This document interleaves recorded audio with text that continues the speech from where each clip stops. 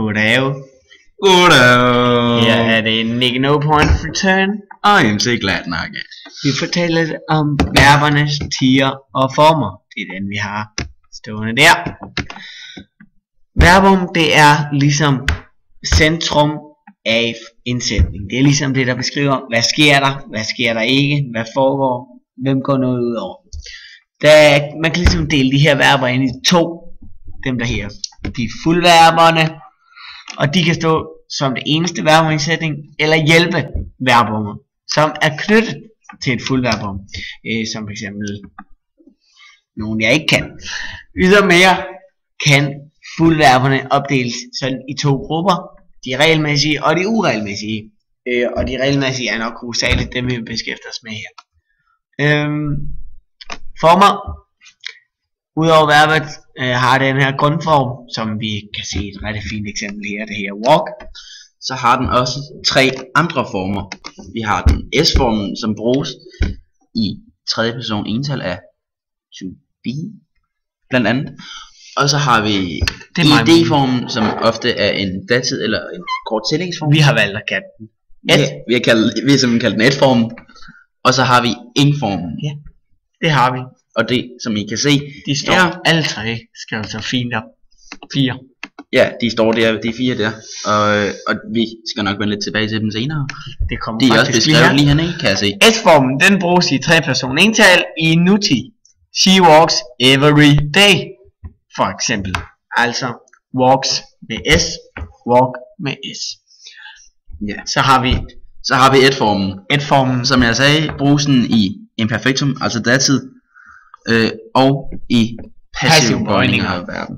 Det kommer lidt om senere også. Ja, for eksempel, det kan I glæde jer lidt til. Og det var også det jeg sagde, datid og førtiderne. For eksempel, she walked to the shop. Eller en førtid, en førnutid. She has returned the letter. Yep. Ja. Og til sidst, men absolut ikke mindst, den er værd at have med i hvert fald. Det er den. Ing-formen bruges i præsens participium, eller præsent participium, aktive bøjninger. Hvad hedder det? Et godt eksempel. She was walking down the road. Walking down the road. Ja, så når vi ned til hjælpeverberne. De er bare lige ramset op, så vi har dem stående. Ja. Skal vi sige dem? Vi tager dem i kor. 3, 2, 1. Nu. Do, have, be. Samt modalverberne, parentes, mådehudsaftorer, parentes slut, shall, will, can, may, must, ought to, used to, dare, or need. Og det er hjælpeverberne. Det er det. Ja, dem skal man huske, for de hjælper en helt. Så er vi nået ned til kongruens, og det er jo... Det er den, som jeg plejer at få fejl i min stil for, kan jeg da lige roligt sige. Ja, og det er den, man helst ikke skal have fejl i. Ja, det kan du... Jeg ved ikke, om du kan rette det. Ja, sådan der. Det er fint. Kongruens er sammenhæng mellem grundled og udsagnsled i en sætning. Og det er noget af det vigtigste inden for den engelske grammatik. Og tale. Og den er egentlig ikke særlig svær at arbejde med. I forhold til for eksempel tysk. Ja. De er egentlig listet op, alt det der er husk på i nogle skemaer hernede nedenfor. Og det er bare igen i for eksempel nutid, så er der lige en tredje person ental der, hvor der skal et nutids-s på. Og den skal man huske. Ja, så der er også... Ja. De er også fine. Og der er masser at tage fat i, men det er også noget vi har haft meget om, og det er noget de fleste har styr på, bortset lige fra Nikolaj, som laver fejl i sin stil. Bortset fra mig, jeg fatter ikke en brik. Bortset fra Nick No Point of Return. Ja.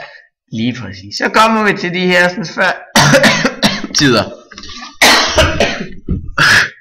Først tider, de dannes enten af nutid eller datid form af to have, plus en kort tillægsform. Og vil du uddybe lidt?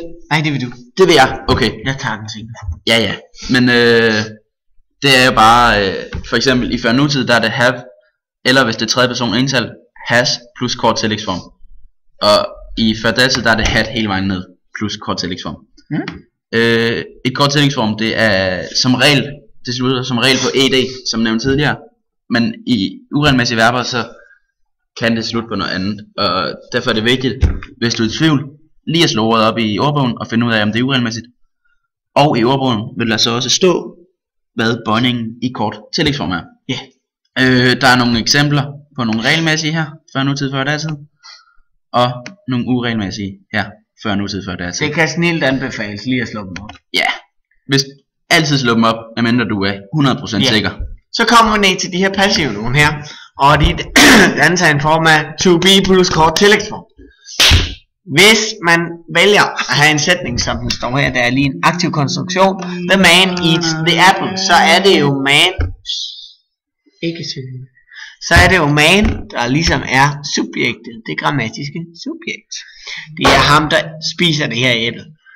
Laver man sætningen om til en passiv konstruktion, så vil den i stedet hedde, the apple is eaten by the man, så bliver æblet lige pludselig til den her kabat, som det hele går ud over.